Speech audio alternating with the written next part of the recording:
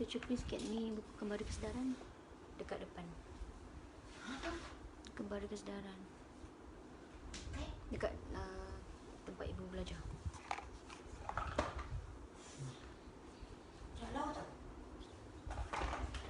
Cantik. Cantik.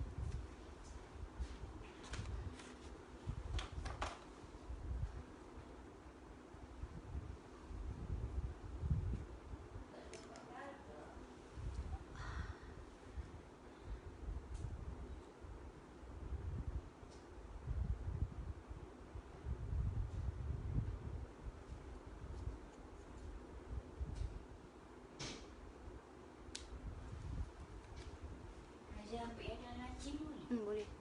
Sama je kan? Sama je. Tonjol muka sikit. Tak ada orang masuk lagi. Awak ada dalam ibu punya apa? Awak ada dalam ibu punya page kan? Awak ada dalam ibu punya page kan? Awak pergi on, pergi saya tengok suara ibu clear tak? Oh, dah ada orang kejap. Okey, macam nak cakap. Okey, boleh tak respon sama ada boleh tak respon sama ada dengar, boleh respon tak sama ada clear tak suara saya by using this microphone or not. Kalau tak clear then better saya Anas, clear tak suara aku?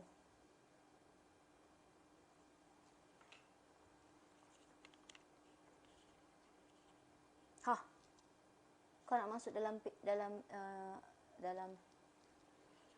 kau nak masuk dalam live video, please do so.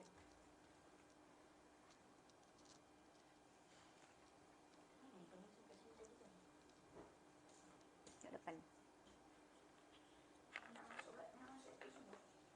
Boleh tak check dekat luar sama ada suara ibu clear tak? Sebab ibu pakai mikrofon, so tak sure dengar ke tak.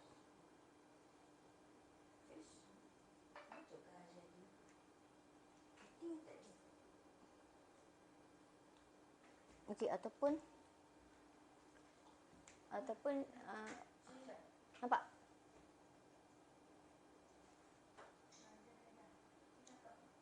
Tak clear? Alamak. Okey, baiklah. Clear, is it clear?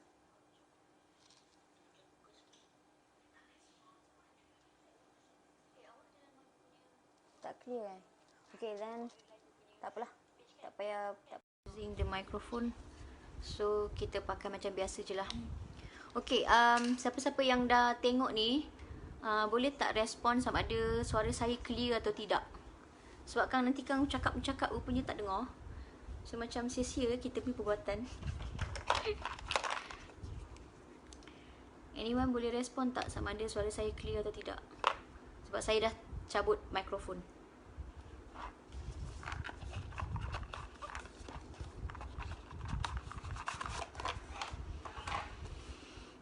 Muhammad Muzir, salam kak, sihat ke tu? Alhamdulillah. Sihat. Sihat. Sihat, alhamdulillah. Alright. So dah pukul apa dah? Okey, dah pukul 8. Dah pukul 8. So saya nak start lah untuk live video kali ni. Saya nak brief sikit tentang learning and sharing session yang selalunya saya saya post dekat dalam Instagram. Anas, kau kata tak clear, kena rapatkan speaker handphone ni ke telinga. Okay. Most of them clear. Maybe Anas, kau tak clear sebab kau kat luar kot.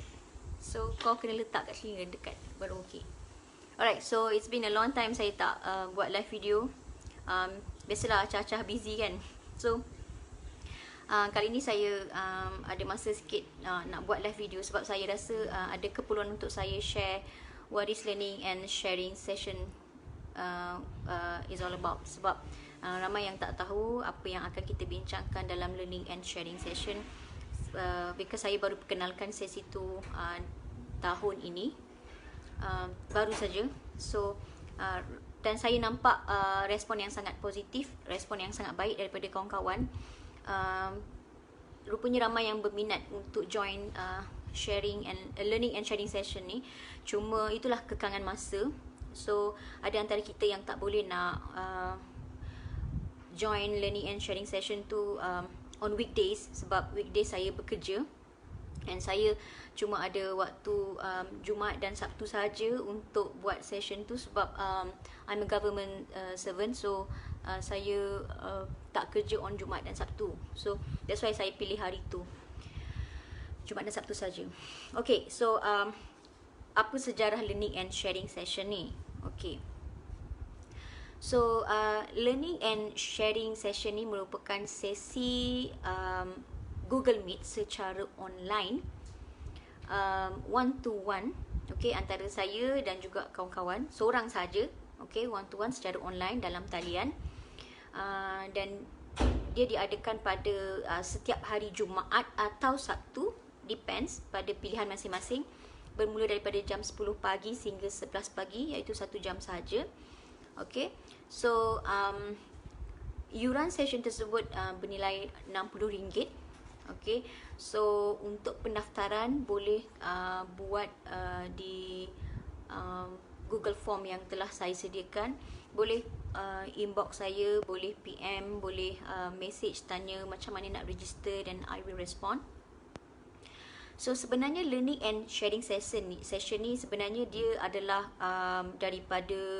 sebenarnya dia adalah untuk replace sesi yang pernah saya buat dulu. So kalau ada kawan-kawan yang mungkin pernah dulu before the pandemic, kita yang pernah jumpa saya, okay, so dulu saya selalu kalau saya pergi somewhere else, contoh saya pergi naik ke Kuala Lumpur, saya pergi ke Terengganu ke, saya pergi ke Kedah ke mana-mana, jika saya ada trip di satu-satu kawasan tu, saya akan inform dekat dalam page saya dan saya akan bagi tahu saya berada di sini. So kalau ada siapa-siapa yang nak jumpa saya boleh inbox, so saya akan arrange masa untuk berjumpa. So that time saya gunakan peluang tu untuk jumpa kawan-kawan, untuk tanya apa-apa soalan tentang anxiety secara in person. Sebab itu lebih senang rather than selama ni kita communicate through message. Sometimes information tu tak sampai dan tak difahami. Jadi bila berhadapan lebih jelas. That's why dulu saya ambil pendekatan untuk saya sendiri jumpa you all. Di satu-satu tempat, kita cerita habis, kita kongsi habis, yang saya sharekan pengalaman saya. So itulah peluang yang saya ambil. Cuma saya stop sesi itu.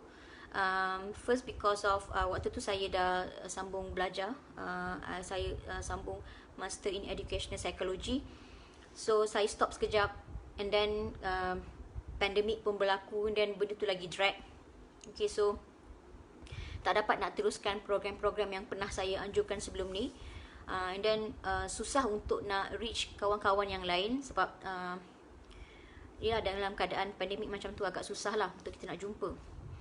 So dulu masa sesi tu dilakukan, it's free of charge, definitely free of charge. Saya jumpa you all without any cost pun masa tu, sebab saya sanggup untuk travel and then drive daripada selatan pergi ke mana-mana untuk jumpa you all without any cost. So because my intention masa tu adalah just nak share my experience, to give motivation pada kawan-kawan yang anxiety boleh pulih. So masa tu memang agak eager untuk bantu kawan-kawan. It's just that sometimes benda tu tak boleh nak buat selalu, sebab bukan setiap masa saya boleh on the trip, pergi travel sana sini, sebab kita pun bekerja, ada komitmen lain, so susahlah kita nak buat. So lepas macam saya katakan tadi, saya suka berjumpa kawan-kawan baru apa semua, dan share knowledge. So bila dah saya sambung belajar dan saya stop, and then pandemik berlaku, saya rasa macam this is the time untuk saya keluar semula, jumpa kawan-kawan, cuma dalam satu norma yang berbeza. So now apa yang kita buat adalah secara dalam talian, online session, one to one.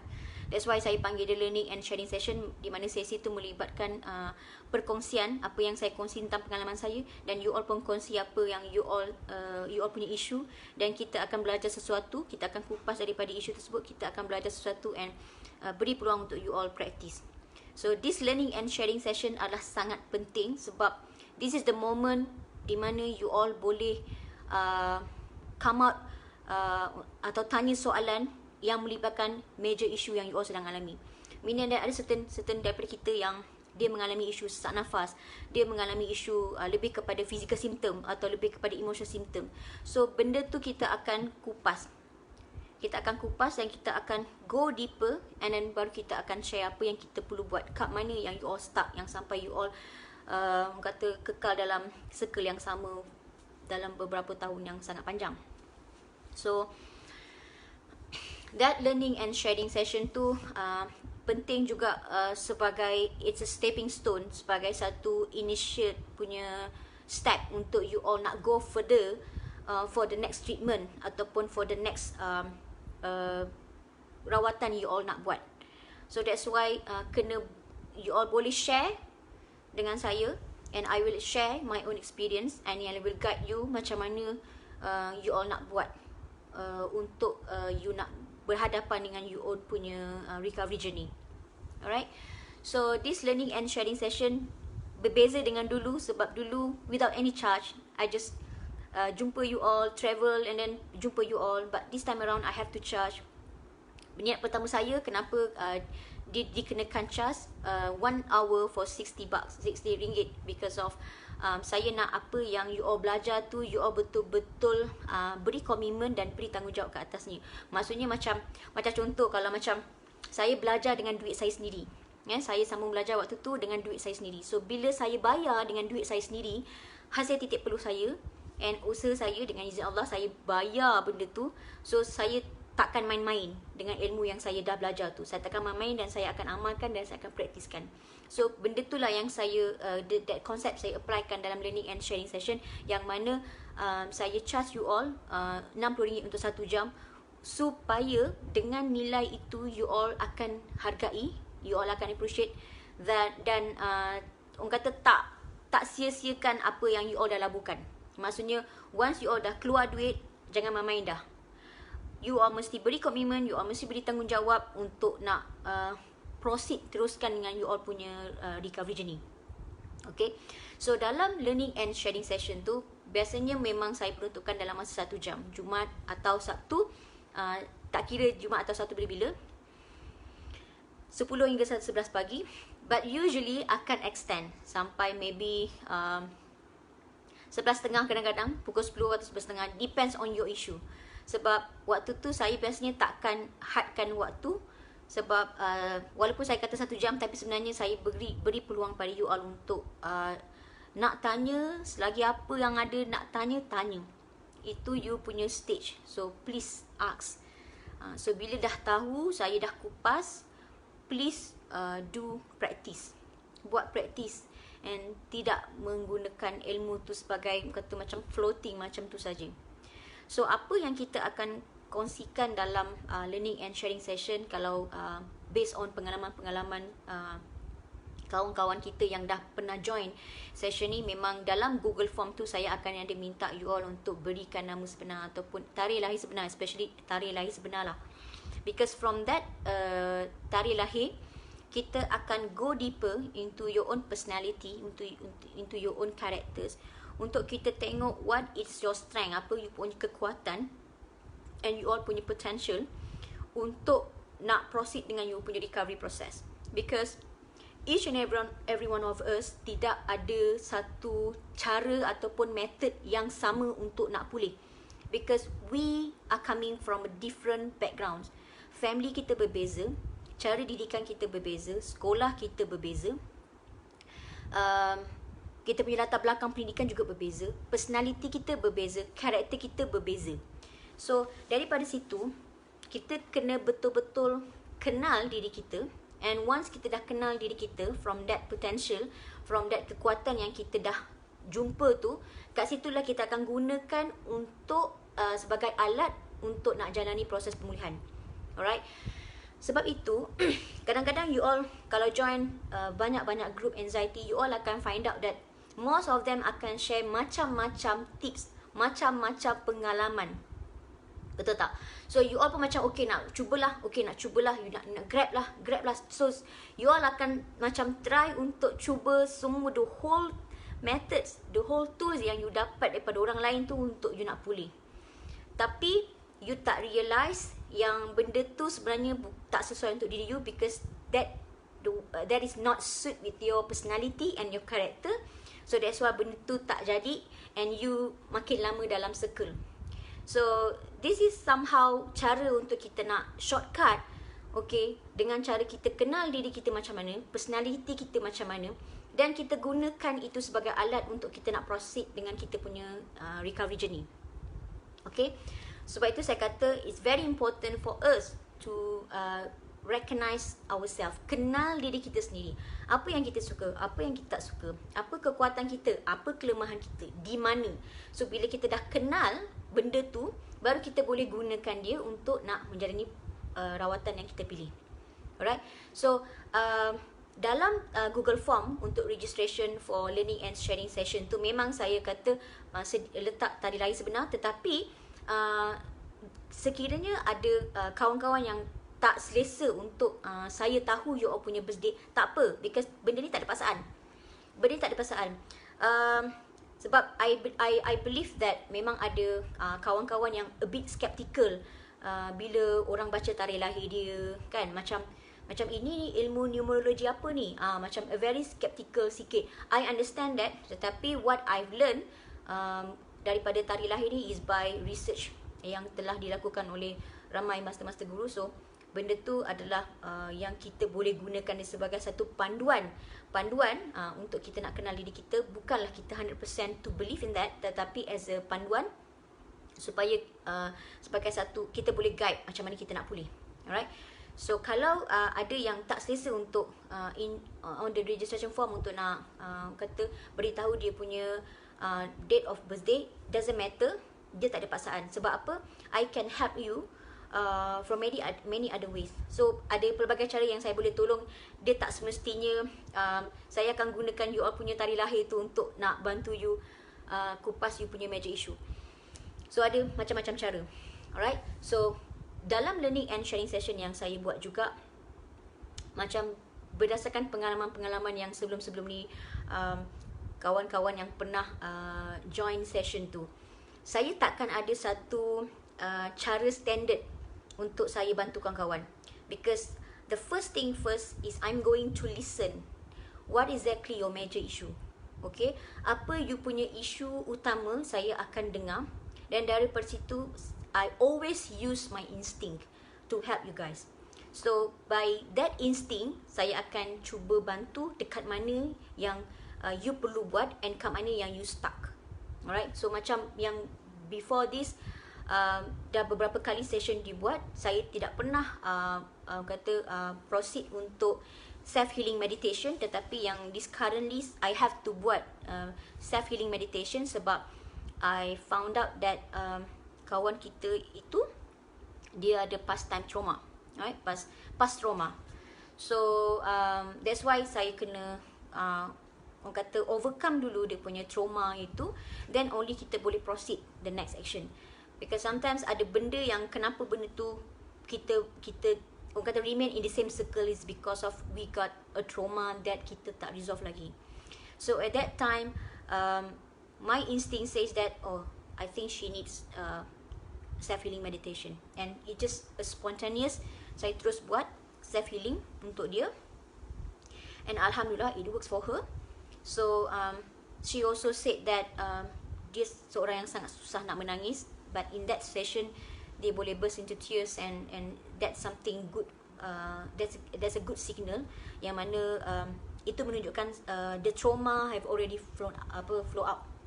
So benda sometimes trauma tu kita tak sedar yang dia tersimpan dalam kita punya subconscious mind. So bila sesi terapi tu dibuat, dia akan membantu kita untuk keluarkan benda-benda yang terpendam dalam minda kita, memori kita yang kita tak sedar. Alright, so there is one thing yang I think it's important for us to do this kind of session. I'm not just inviting you to this session, my session, no, sebab saya lebih terbuka. Cuma pada saya adalah kalau you all tak tahu where to start, macam mana nak start, you nak betul-betul nak pulih tapi tak tahu macam nak start. So the best way is cari orang yang you rasa you confident untuk bantu you, untuk guide. Okay, yang orang kata maybe yang orang kata yang memang bertauliah, macam psychiatrist, doktor, psychologist yang bertauliah, yang itu yang lebih baik. Get those information from them, because the first thing you kena tahu, you kena ada knowledge what is anxiety is all about. So once you dah ada knowledge what is anxiety, then you can dapat information from other sources juga. So maksudnya kita jangan tertumpu kepada satu sumber untuk kita nak dapatkan information dalam proses rawatan kita. Dapatkan pelbagai information, tetapi kat mana yang sesuai dengan kita, yang kat situlah yang kita kena tahu. Kenal diri kita, kat mana kita kekuatan kita dan kelemahan kita, sama ada ini sesuai atau tidak, kita saja yang tahu. So that's why this learning and sharing session is very important. Sebab saya akan share my own experience, bagaimana saya pulih daripada anxiety, and then you all pun akan share what is your major issue. So kita akan combine the story, and then kita akan kupas lebih deeper lagi kat mana yang stuck, dan kita akan proceed dengan the next terapi or the next tips yang kita akan bincangkan nanti. Alright, so kalau kawan-kawan ada yang sangat-sangat memerlukan session one to one macam gini, sebab sebelum ni saya ada buat in group, okay, melalui Zoom, Webex, but then saya tak boleh nak cover semua. Waktu tu saya even masa tu 10 orang saja, tetapi masa sangat terhad dan macam rasa macam saya jadi kalut sebab nak go through semua orang. So waktu tu saya rasa tak boleh buat ramai-ramai. Sebenarnya memang kena buat seorang-seorang. So bila buat seorang-seorang tu, kita boleh ada macam kata full attention pada kawan kita, and then dekat situlah dia boleh share isu yang dia alami dengan bebas, selesa, senang. Alright, so kalau ada kawan-kawan yang ada perlukan nak tanya soalan, you can ask any question. But kalau ada yang kalau ada soalan, saya boleh tanya. Kalau tak ada, mungkin kita boleh stop, because my intention untuk nak brief what is the learning and sharing session, supaya kawan-kawan tahu apa yang kita akan kupas, yang kita akan bincang dalam sesi tersebut. And saya suka, sebenarnya bila saya buat session tersebut, saya suka you all join sekali je. Lepas tu jangan ulang-ulang join sebenarnya, sebab saya nak you all belajar untuk cari ilmu atau cari sumber dari pelbagai sumber lah kan. So jangan tertumpu kepada satu cara saja. So dapatkan ilmu daripada pelbagai sumber, sebab benda ni penting. Kalau you belajar sesuatu ilmu tu daripada satu orang sahaja, you takkan nampak perspektif yang lain. So sebaik-baiknya adalah once you dah join my session, you boleh practice, and once you practice, you experience apa yang you dah practice tu, then you kena step out untuk cari ilmu yang lain, untuk expand lagi you punya knowledge, untuk expand lagi you punya experience. So that is the most important part, for you to practice apa yang dah belajar, supaya dia tak terhenti kat situ, supaya ilmu itu berterusan. Okay. And tapi kalau ada kawan-kawan yang selepas sesi tersebut rasa nak join lagi, pun tak ada masalah. I'm welcoming pun. Tak adalah sampai terus tak boleh. I'm welcoming. It's just that saya mengharapkan bila you all join the session, practice. But maybe through the journey you masih stuck, you rasa macam confused lagi, and you can come and see me by Google Meet. Kita akan bincang sekali lagi. Or kalau you nak PM, boleh terus PM. I will try to answer directly dalam inbox. Apa kat mana yang masih lagi kurang, masih lagi tak jelas. Alright. So it seems like saya dah cover, dah bagi briefing sikit pasal anxiety, tentang learning and sharing session. So rasa macam tidak ada apa-apa lagi yang saya boleh share. So kalau ada tak soalan? Let me see. Okay, kalau ada apa-apa soalan tentang anxiety, boleh tanya terus. Okay, because this is the good platform untuk nak tanya, sebab orang anxiety suka bertanya dan orang anxiety sukakan jawapan. So kalau dia tak tanya, dia tak puas, and kalau dia tak dapat jawapan pun dia tak puas. So boleh ambil peluang ni untuk tanya apa-apa soalan, and I try to answer. Let me check dekat dalam ni, sebab saya takut dekat sini tak keluar.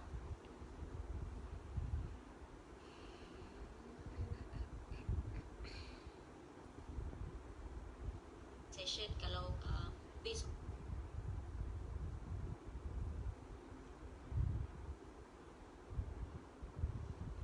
Ada soalan tak? Let me see.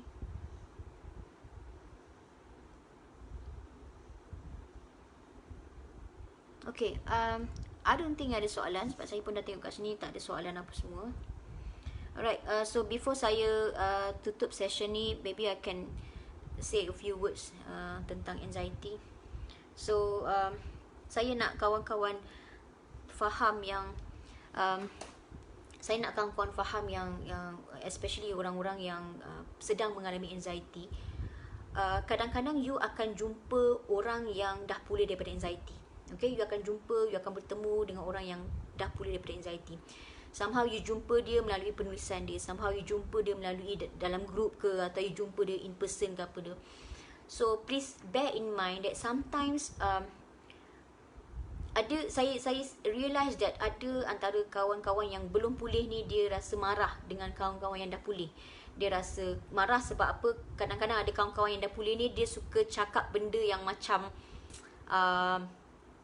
terlalu rigid, sehingga kan dia merasakan pengalaman yang dia alami sahaja yang betul, sehingga kan dia merasakan ilmu yang dia dapat itu saja betul. Sebenarnya dia macam ni. Somehow kita kena faham, untuk kawan-kawan yang sedang mengalami anxiety disorder, of course you akan marah bila dengar orang lain dia cakap yang korang ni apalah bergantung dengan ubat, contoh macam tu. Ataupun korang ni apalah, ni semua emosi je lah. Ataupun dia ada cakap korang ni apalah, ni semua daripada minda je lah, ni semuanya korang punya khayalan je, semuanya like that lah. So orang-orang yang begini, yang dah sembuh ni, dia mungkin ada keluarkan kata-kata begitu yang sehingga membuatkan you all terasa hati, atau membuatkan you all rasa macam belagaknya dia ni cakap macam gini. Yelah, kita marah dia kan. Tetapi sebenarnya when we look at that situation in another perspective, kita akan nampak yang sebenarnya kawan-kawan kita yang dah sembuh ni, memang sometimes perkataan yang dia cakap tu agak macam kasar, and ada seketika kita rasakan macam dia ni terlampau rigid dengan dia punya pengalaman. Tetapi sebenarnya kawan-kawan yang dah sembuh tu, sebenarnya dia dah merasai kesakitan yang you all rasa. Dia dah merasai betapa marahnya kita berada dalam keadaan anxiety tu. And that's why diorang eager to share their experience kepada you all. Diorang eager sangat nak share, nak bagi tahu, nak jelaskan, babe, sebenarnya anxiety ni begini macam tu. Diorang terlalu excited. So bila diorang terlalu excited nak share diorang punya pengalaman, diorang pulih, sometimes benda tu tak sesuai dengan you all. So bila tak sesuai dengan you all rasa macam against that idea, against that views. So it's okay, tak ada masalah pun. Sebenarnya dalam dua-dua keadaan tidak ada kesalahan. Maksudnya orang yang dah sembuh, dia mengucapkan suatu perkara yang macam rasa you all rasa macam tak sesuai, rasa macam marah, is because of diorang sebenarnya sangat-sangat excited nak tolong, tetapi mungkin belum ada cukup cara, cukup method untuk nak tarik you all untuk mendengar cerita mereka.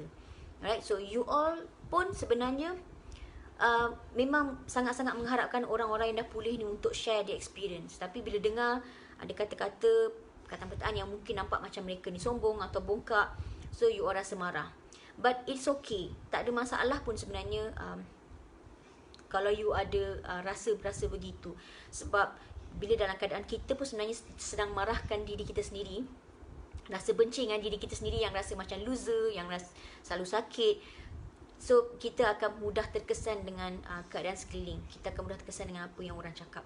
Alright, tapi percayalah yang sebenarnya di luar sana mereka yang dah sembuh, they're trying to help. Cuma kelemahannya mungkin cara itu tidak sesuai. And diorang pun sebenarnya masih perlu belajar banyak benda. Sama juga dengan yang masih belum sembuh, perlu belajar banyak benda. And saya juga masih lagi perlu belajar banyak benda. So kita semua masih perlu belajar banyak benda, dan kita semua buat silap, dan kesilapan tu bukanlah kesilapan yang kita buat tu bukanlah orang kata menghentikan apa yang kita perlu buat, tetapi kesilapan tu untuk kita terus berkembang, untuk terus lebih matang, untuk terus lebih orang kata expand more. Alright, so saya doakan kepada kawan-kawan yang sedang mengalami anxiety disorder buat masa ni, percayalah yang keadaan ini memang boleh pulih. There are a lot of testimony out there yang orang kata kawan-kawan yang dah pulih, banyak. So cuma benda tu sometimes maybe tak sampai cerita tu kat you all, tapi kalau you all cari, insyaAllah akan jumpa. Alright, so bila you dah berada dalam anxiety, okay, you berada dalam anxiety, so you dah mula memahami apa itu anxiety, and you dah pernah rasa pemulihan daripada anxiety tersebut, you akan nampak that anxiety is something, you akan nampak perspektif yang lain tentang anxiety.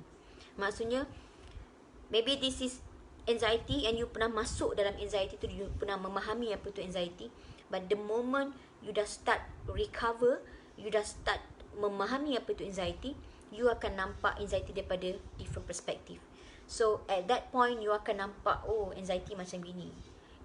Dia tidak akan orang kata control your life anymore. Okay, it will be there, the symptoms will be there, the emotions will be there, but it won't control your life anymore. So itulah yang kita nak dapatkan. Okay, even ada benda tu dekat background kita, belakang kita, but you still can move on with your life. You still can dancing, you boleh bekerja, you boleh jadi ibu, boleh berkahwin, boleh ada anak, boleh berbisnes, boleh hiking, running, swimming, and do everything that you wanted to do. Alright, so insyaAllah semoga pencarian you all pada proses rawatan pemulihan yang sebenar tu dapat diperoleh, dan Allah pemudahkan insyaAllah. So jaga diri baik-baik. Alright, bye semua. Assalamualaikum.